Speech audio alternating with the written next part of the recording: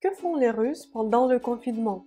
Привет et bienvenue dans cette nouvelle vidéo où je vais t'expliquer ce que les Russes font pendant le confinement. Si tu aimes ce genre de vidéo, n'hésite pas à mettre le pouce en l'air pour m'indiquer que je devrais faire plus de cours de ce genre et abonne-toi à cette chaîne YouTube si ce n'est pas encore fait.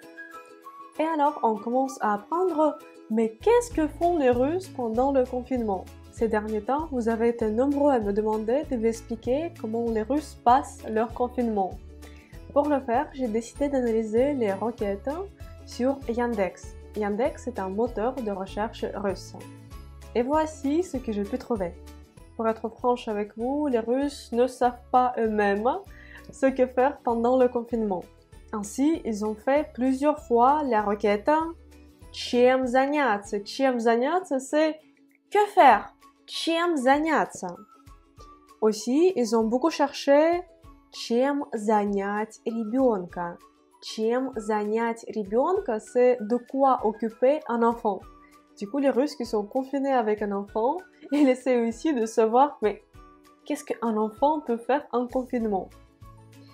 Ils ont aussi commencé à chercher plus souvent «Что почитать?»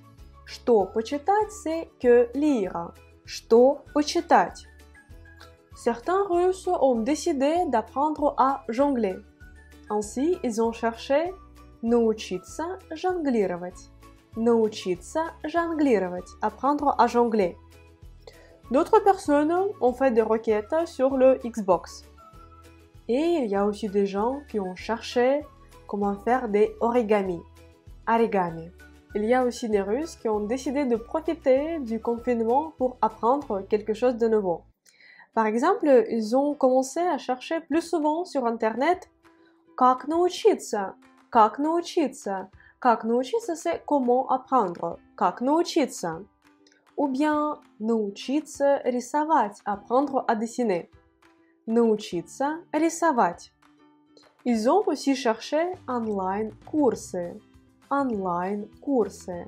Online-курсы c'est cours en ligne. Du coup, ils ont décidé de prendre plus de cours en ligne. Il y a aussi des gens qui ont cherché comment научиться печатать вслепую. Научиться apprendre, печатать taper, вслепую sans regarder. Научиться печатать вслепую. Ou bien ils ont décidé d'apprendre à стоять на руках. Стоять на руках. Стоять, c'est être debout, на руках, sur les mains. Du coup, ils voulaient apprendre comment être debout sur les mains. Il y a aussi des Russes qui ont beaucoup pensé à leur travail. Ainsi, ils ont fait des requêtes sur comment купить ноутбук. Купить ноутбук.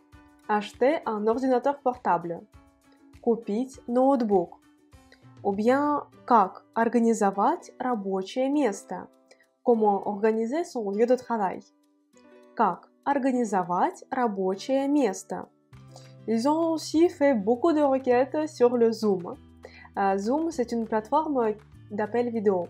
Ils ont aussi cherché comment faire des conference calls. Conference calls, ce sont les appels avec plusieurs personnes. Cependant, ils ont fait moins de requêtes sur le réveil matin. Будильник, будильник. Du coup, ça ne les préoccupe plus de se réveiller tôt le matin. Et ils ont fait moins de requêtes sur точное время. Точное время, c'est le temps exact. Точное время. Dans le même temps, il y avait beaucoup de personnes préoccupées par leur emploi. Par exemple, ils ont cherché des informations sur le пособие по безработице. Пособие по безработице, c'est allocation chômage. Пособие по безработице. Ils ont aussi cherché des informations sur биржа труда. Биржа труда, c'est comme le pôle emploi. Биржа труда. Ils ont aussi fait des requêtes найти работу. Найти работу, trouver un travail. Найти работу. Il y avait aussi beaucoup de requêtes sur потерять работу. Потерять работу, c'est perdre leur travail. Потерять работу. Et il y avait aussi beaucoup de recherches sur неоплачиваемый отпуск. Неоплачиваемый отпуск, le congé non rémunéré. Préoccupés par la crise du Covid-19, les Russes ont commencé à plus souvent chercher des actualités sur Internet. Новости, новости, actualités. Également, ils ont vraiment beaucoup regardé les symptômes du coronavirus. Symptômes coronavirusa, symptômes coronavirusa. Ils ont aussi cherché comment maîtriser l'anxiété. Справиться с беспокойством. Справиться с беспокойством. Ou bien, il y avait pas mal de gens qui ont cherché comment ne pas devenir fou. Как не сойти с ума. Как не сойти с ума. Il y avait aussi des gens qui cherchaient des articles sur la méditation. Méditation, méditation. Et il y a aussi les gens qui cherchent когда все это закончится, quand tout ça se terminera. Когда это все закончится. Dans le même temps, il y a certains aspects de la vie sur lesquels les Russes ont quasiment cessé de chercher de trouver des réponses sur Internet. Et c'est par exemple как завязать галстук, comment nouer une cravate. Как завязать галстук. Ça intéresse de moins en moins les Russes pendant le confinement. Как завязать галстук.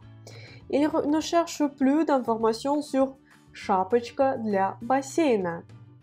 Шапочка для бассейна, c'est bonnet pour piscine. Шапочка для бассейна. De même, ils sont plus intéressés par l'achat de valises. Купить чемодан, acheter une valise. Купить чемодан. Ils ne cherchent plus d'informations sur автошколы, auto-école, автошколы, автошколы. De même, схема métro, le plan de métro ne les intéresse presque pas.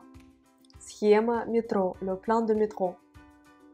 Les femmes russes cherchent moins comment et où купить юбку, acheter une jupe, купить юбку. Comme tout le monde reste à la maison, ces derniers temps, il y avait plus de requêtes sur l'achat de machines à pain, купить хлебопечку, ou bien sur l'achat de vélos d'appartement, купить велотренажер, acheter un vélo d'appartement, купить велотренажер. Si on reste dans la thématique de sport, les Russes cherchent aussi plus souvent des informations sur les haltères, en russe c'est гантели, et aussi ils cherchent des informations pour apprendre à faire des pompes comme il faut. Как правильно отжиматься? Comment faire des pompes correctement? Как правильно отжиматься? Parmi les requêtes plus ou moins insolites, je pourrais citer как постричься самостоятельно, comment se couper les cheveux soi-même, как постричься самостоятельно. J'espère que le résultat n'était pas très désastreux de ces requêtes. Et aussi, il y avait beaucoup de requêtes sur la location de chiens. Прокат собак. Tu es probablement très étonné d'apprendre ça, mais il y a une explication assez simple. Selon les règles en vigueur, il est interdit de quitter son domicile. On peut sortir uniquement pour sortir la poubelle, promener son chien ou faire les courses dans le magasin le plus proche. Et du coup, les Russes voulaient louer un chien pour pouvoir sortir.